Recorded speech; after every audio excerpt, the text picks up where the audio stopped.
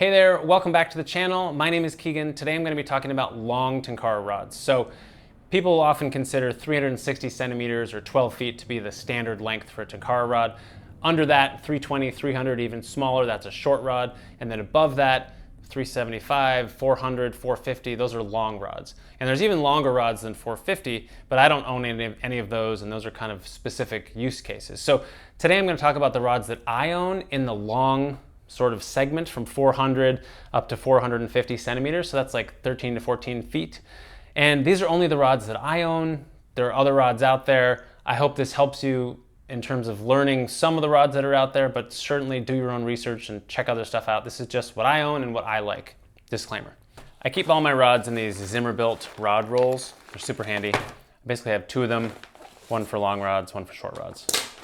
So let's open this up. The other thing to note about these rods is they're all very nice rods. These are premium rods for the most part. I mean, there's one rod by Dragontail that's inexpensive, but it's still fantastic. So these are all really nice rods. And so you can't go wrong with any of these is what I'm trying to say. And there's different use cases for each one. So I'm just gonna dive in. The first rod that I wanna show you is the Oni Type-1. This is largely considered the greatest Tenkara rod on the planet from a casting perspective. Tenkara no Oni, Japanese angler who designs and manufactures these rods, and it's just a joy to cast. It has a very flexible tip. It's like throwing darts. It's a small motion of your hand because that flexible tip does so much of the work. And Oni puts a high priority on casting ability of his rods, and he's a master of casting. I mean, he can, laying the line one way or the other to get the fly to sink or to raise. And you can dive deep in a whole wormhole just on advanced casting techniques for Tenkara rods. It's really incredible. So the Oni Type-1, I think, is the best casting rod that I've ever used, along with its little brother, the Itoshiro, which is the same rod, just one less section. So it comes in at 340 centimeters instead of 400 centimeters. Mine has a bamboo handle. Every now and again, Oni does small batches, like 8 or 10 rods with bamboo handles, and he actually custom selects the bamboo and even carves little notches so your fingers can kind of find naturally just the perfect place. You'll look at a bamboo handle and you'll be like, well, maybe that wouldn't be the most comfortable thing to hold, but it is. It's even more comfortable than a smooth handle, and it's one of a kind, it's unique. I just love it. The stock Type-1 comes with a foam handle, black foam, a lot like this, which makes it a little bit lighter weight, lighter in the hand, but I just love this handmade nature of the bamboo handle. The one thing that people say is there is an upper limit to how big a fish you can catch with this rod. So, I have a friend who frequently catches 14 to 16 inch fish with this Type-1, that's his go-to rod. But it's not really meant for that. It's targeting the fish size that they have in Japan, which is usually smaller than that. So in the 8 to 12 inch range is probably the sweet spot for this rod.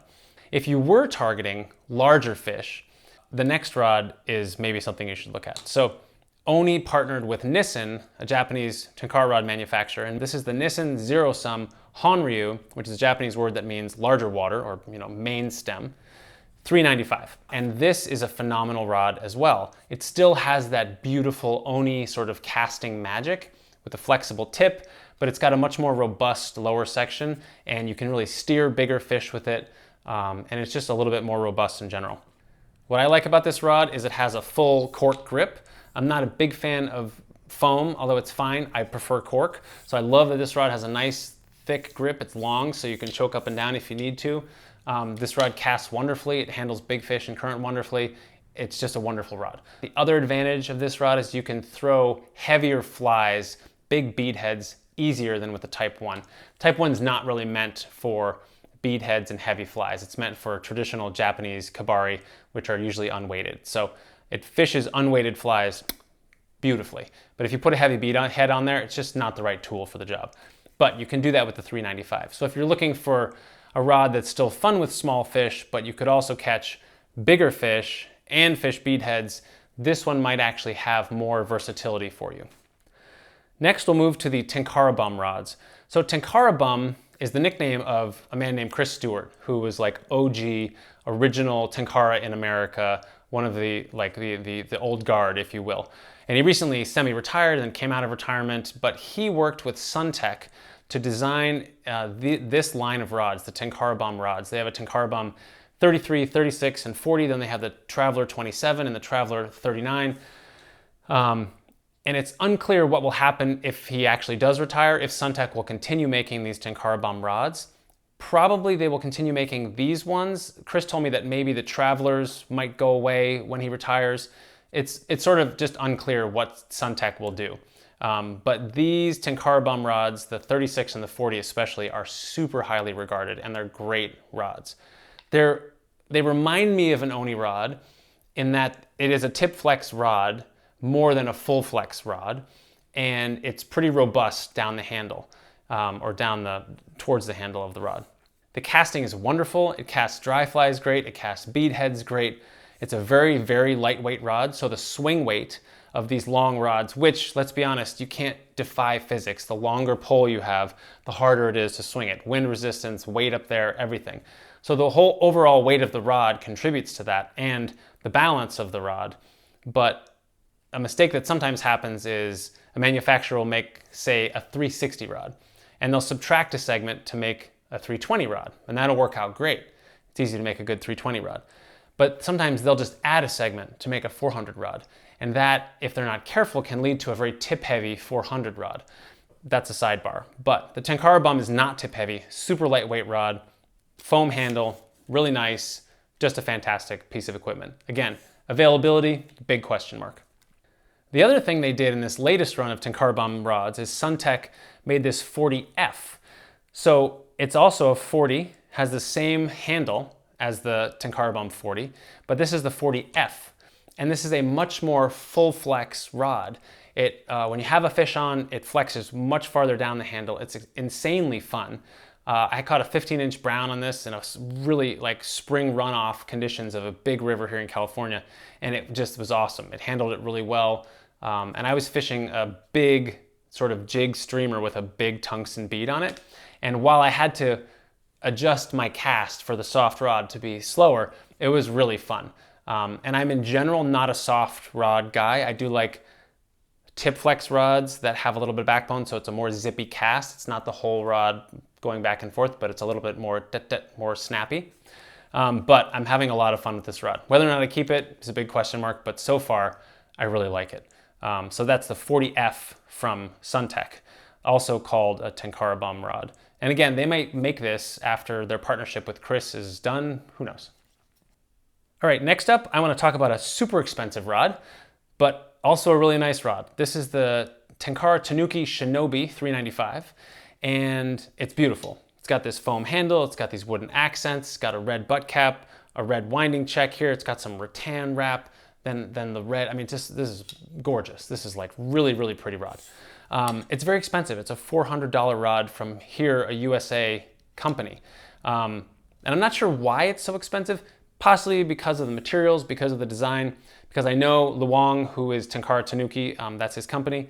He spends a lot of time going to China where he manufactures this rod and testing it and quality assurance, and he goes and he designs it, and he's constantly testing things. And Tanuki rods have an incredibly high reputation for how well they cast. And so while some companies, you know, you can find rods that are just made in China and then someone puts their name on it like a stamp and it's just like a me too, oh yeah, I've got a Tenkara rod. That's not what Tanuki does. Tanuki designs these from the ground up. He visits, he picks out every single detail. And perhaps that's why it's so expensive, but $400 for a rod is about twice what all these other rods cost. Now, that's a little bit, I'll just hold off. I'll get to price in a second. So, Shinobi 395, phenomenal rod. It's a little more full flex, a little bit less tip heavy, or not tip heavy, but tip flexy. So the whole rod will flex further down as you cast it. But it's so fun. It's wonderful. It's a great rod. I love it. Okay, so the final 400-ish rod that I'll talk about, and then I'll talk about two 450 length rods, is this Ragnarok 400 from Dragontail. So Dragontail is a Tenkara rod company here in Idaho in the US, and they make a lot of their rods in China as well, like Tanuki, but some are also now coming from Korea.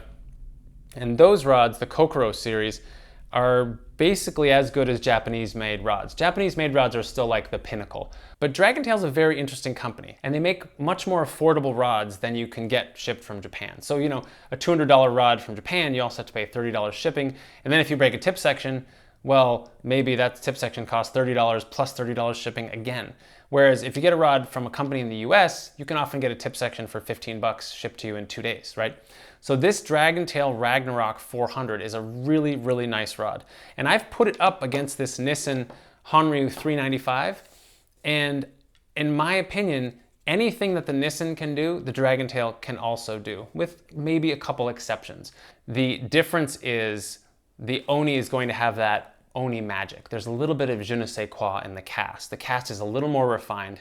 It's a little, if you're searching for like a pinnacle of experience, the Oni is gonna win. It's an Oni rod, of course. But the Ragnarok can handle any situation that the Oni can handle, in my opinion. And it's just gonna do it a little bit differently. And so I highly recommend the Ragnarok 400 to, especially beginners looking for their first long rod. This can handle small fish really well. It can handle bigger fish. It can handle bigger fish in current.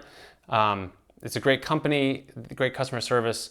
Can't go wrong. So Ragnarok 400, that was the next one. So that does it for the 400-ish rods. And now we'll talk about the longer rods I have, 450s. So I have two 450 rods right now. One is the Kurenai HM45R. Now, Kurenai, the line of rods, they first made the H and the HM rods. Then they've discontinued those and now they're the AR rods. But the idea is the same. I have a wrap on mine, but usually they're just a bare handle. And they're insanely lightweight. So a 300 rod is like 0.9 ounces. I think this rod is 2.4 or 2.0 or something. Just incredibly lightweight rods, which makes, we were talking before about the physics of making a long rod, which makes the swing weight feel incredibly light for a really long rod. So this is the 45. I also had the 39, so 390 centimeters, in this line, as well as the 30, and I love the 30. So the 30, again, it's a bare handle, and personally my preference is I like to have a thicker handle. I've got big hands, I like to have a firm grip on the rod, that's why I've wrapped this one. But the 30, the 300 centimeter rod is so light that it almost doesn't matter what the handle is, because it's like you're conducting an orchestra with a baton. I mean, it's just, it's a 0.9 ounces, it's insane. So this one is not quite as light, and because of the big swing weight, I really do prefer a little bit bigger grip. So I wrapped a tennis grip around mine just to fill my hand a little bit on the 45. Like I said, I had the 39 as well, but where I'm gonna use this, okay, so backing up a bit, the Kurenai rods have a very flexible tip, and they seem to be smaller fish rods. Like the tip on the Kurenais that I have is the thinnest tip of any rod. It's like insanely thin and very flexible. I mean, you can feel every little twitch of like a 2-inch fish on these rods. It's really cool. And so a big rod like this, it's 450 centimeters, so there's a lot of reach, but I'm gonna be targeting smaller fish on this rod. And so for me, that's perfect. I do a lot of backpacking in the high Sierra here in California, and at 10,000, 11,000 feet, the fish are very small. But it's really nice to, in two use cases. One, if you're in a meadow and the fish are spooky, you can be very far away from the fish with a long rod, and you can still catch these beautiful little tiny, golden trout, rainbow trout, brook trout, all this stuff. And the others is if you're in a lake, you might want to get out farther, but you're still only catching maybe 10-inch fish. So I've fished this in alpine lakes, put a long line on it, big casts, getting way out, dry flies on the surface at dusk, and it weighs maybe 2 ounces. So if you're going on a backpacking trip and weight is an issue, I mean, this is just, it's a featherweight 450 centimeter rod. It's got a lighter swing weight than any other long rod I've ever swung. So the Kurenai 45, very cool. I did sell the 39 because I just felt the overlapping use cases were just, it sort of made it redundant. So the last rod to talk about, this one is relatively new to me. I fished it twice, but it is fantastic. I consider this, this is the Gamakatsu Multiflex Suimu EX 450. And I consider this pretty much the pinnacle of rod manufacturing. It's gorgeous, the fit and finish is insane, the rod action is also insane, the casting is incredible. This is really a pinnacle rod. So in this series, they make a 400, a 450, and a 500, and they're all zoom rods, so they can fish at different lengths. And this one, you can fish it at 350, 400, and 450. Let's just extend this and give you a little look here. So you can see the tip is nice and flexible. And I think personally, for my casting style, a flexible tip is a key to a good casting rod. Full flex casting rods, they can be good, but I definitely prefer a zippier casting, and a flexible tip usually makes it so my hand has to move less. That said, there is a place for like an Airstage Fujiru 5.5 where it's just a very relaxed motion, which is very nice. But most of my creeks are overgrown, and I like being able to almost throw darts, if you will, like pinpoint accuracy casting, very zippy, very fast, controlling the line, and that comes with a tip flex rod. So this is the Gamakatsu, and at 350, it fishes wonderfully, it casts wonderfully. I would put it up against a lot of my 360 centimeter rods, but it can also be fished at 400. You just zoom it out like that. And at 400, it also fishes wonderfully. I think it compares best to like the Oni 395 at about 400. And then if you want the extra reach, you can go all the way out to 450. And at 450, yes, it's a little tip heavy. The casting is a little bit more, takes a little bit more effort, but that's just physics for you. But the other thing about this rod is it is a bigger fish rod. So I'm much more confident with this rod if I'm targeting fish in the bigger size. The handle is nice and long. If you need to two-hand it, you can. My friend has the 500 version of this, which is also a zoom rod, and you can fish that at 500 or 420. And he loves it for the ability to really handle big fish in current. So the Gamakatsu 450, it's just a wonderful rod when you think you're going to be targeting bigger fish. So I usually fish it at the 400 length, but it's great because if you're on a big stream and you want to reach over a current, you can go out to 450, and then if things tighten up, you can go down to 350. Sometimes you don't even have to change the line. This is just like an amazing rod. I'm really can't speak highly enough of these Gamakatsu rods. Okay, so there's a couple other rods that I don't have currently, but I used to own, and they weren't for me until I got rid of them. The first long rod I ever had was the Tenkara USA Ito. And while that was a great rod, it's a 450 length rod, I felt it was very tip heavy. It's heavier than these other 450 rods I was telling you about. And also it was very, very loose, meaning it was a very soft rod, and it felt a little bit like a loose noodle at that 450 length. That's also a zoom rod, so you could fish it at the shorter length, and at the shorter length, it was much better. But if I'm gonna have a 450 rod, I want to perform well at 450 as well. So I got rid of that. Two others, one I already mentioned was the Kurenai 39, and that was, I felt just too much of an overlapping use case with the 45, and if I ever was in a position to use the 39, I would probably rather be on the 45 for what I would use it for. And so I got rid of that, sold that. And the last one that I want to talk about is the Dragontail Ice Wing. If you search my videos, you'll see a video review of that rod. Really great rod.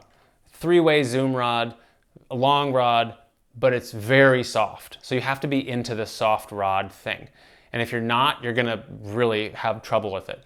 A soft rod, especially for a beginner who's not used to it, can kind of be unwieldy and can kind of be a little disorganized and hard to control. But it comes with these like beautiful rod bends when you catch a fish. I mean, in that video, you'll see the rod is doubled over completely 180 degrees as I'm netting a fish. And that soft action is its own thing, and some people really like that. It's not my preference, so I didn't end up keeping that rod. Okay, so let's talk about prices and recommendations. The Oni Type-1 with this bamboo handle cost me like $350. Very expensive for a Tenkara rod. But it's one of a kind, it's a custom handle, fine. The stock version of that right now costs about $225. But you can only get it from Oni's website in Japan. And so you'll also pay about $25 shipping. So $250 or so for an Oni Type-1. For what is largely considered the greatest Tenkara rod on the planet, that seems like a great price. The Honryu version of the Oni 395, the Nissan Zero Sum Honryu, can be found for less. So I think I paid under $200 for mine.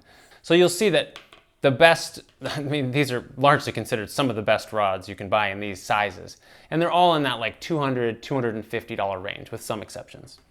So what was next? The TenkaraBum 40. I got a great deal on this. I think it was about 200 bucks on the TenkaraBum 40. And the 40F was about the same, probably like 210 on the 40F. So right around 200 bucks for all these rods. This Kurenai 450, I got used for 140 bucks. So that was a great deal. And then the Gamakatsu Suimu EX450. This is a very expensive rod. This is over $300, but I got it used for under $300. So again, you can find good deals. If you look around Tenkara Marketplace here on Facebook and other places, you can find good deals on used rods. A lot of people collect a lot of rods and they realize their favorites and then they sell off the other ones. So keep your eye out for deals. Two others to talk about. The Tenkara Tanuki Shinobi 395. Again, gorgeous rod. Performance-wise, doesn't outperform some of the other rods here, and it's much more expensive. It's a $400 rod. I'm not sure why it's so expensive, possibly because of the design and all the little details that had to be custom done on the rod. It does have more sort of adornment. It is beautiful. The action is great, possibly because Tenkara Tanuki himself is involved so much in the design process, but it's a very expensive rod. That said, if you have the money, $400 over whatever, a decade of using the rod, who cares, right? Like, it's like not a big deal, especially compared to some other styles of fishing kit prices that we could be talking about. If you love this rod and you love the look of it, and I can tell you it fishes phenomenally, sure, $400, not a big deal. And lastly, the Ragnarok from Dragontail. So the great thing about Dragontail is that they offer affordable rods. And so this is a $150 rod, and you can often find it cheaper than that. I just saw a used one for $100. And that's saying a lot for a rod that competes with the Oni Honryu 395 and can pretty much do the same job. So probably $100 less than the Nissin Oni version. And it's really a great rod. All right, let's do some recommendations. Recommendation for someone who's starting out and wants to try a 400 centimeter rod, maybe isn't sure if it's right for them or their situation, it's got to be the Dragontail, especially if you're in the US, because it's cheap. It's only $150, much cheaper than a lot of these other rods. It handles the same situations as a lot of these rods will, and that's saying a lot. The company's great, it's cheap. If you break it, or if you're like, I don't really need a 400 rod, 360 is perfectly fine for me. Some people don't ever fish a 400 centimeter rod, and their streams are small, or they just prefer a 360. The longer the rod gets, the harder, the more skill I think it takes to manage it and not get it tangled on things and cast it well. And so for some people, they're never even gonna bother with a 400 centimeter rod. Anyway, okay, so first, if you're on a budget, if you're new, and you're getting your first long rod, Dragontail Ragnarok 400, my #1 recommendation. Then from there, all the rest of these rods are pretty premium rods. We're talking about Oni rods and Japanese made rods and a very expensive Tanuki rod. And again, like Gamakatsu, which I consider to be like one of the pinnacles of, price, but also just performance in terms of Tenkara rods. So it just depends on what you want. If you want the best casting experience and you're targeting fish in that 8 to 12 inch range, the Oni Type-1. Get yourself a foam handled Type-1 for $250 and thank me later. It's just amazing. If you're targeting bigger fish, or you want the ability to target bigger fish, or throw heavier flies especially, then look at the Nissin Zero-Sum Oni Honryu 395. You can often get this on Amazon for like in the $200 range. It just depends, they make them in cycles and you just have to keep watching. So if you're looking for bigger fish, or the ability to throw a little bit heavier flies, then I would recommend this rod if you really want that really lovely casting Oni magic.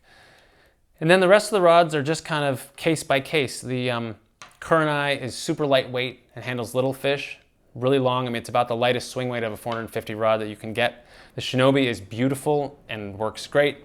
The TenkaraBums, people absolutely love them. Again, availability is a big question mark, but if you can get your hands on a TenkaraBum 40, you will not be disappointed. It's a fantastic rod. All right, I could sit here and talk about these rods forever, so I'm gonna shut up now. I hope this has been helpful to someone. Again, these are the rods that I have and I love. They're not all the 400 centimeter rods, but it gives you some idea of the range and what you can get and what to look for. I hope this has helped you. If not, I'm sorry to have wasted your time. Tune in next time, and I'll see you in the next one.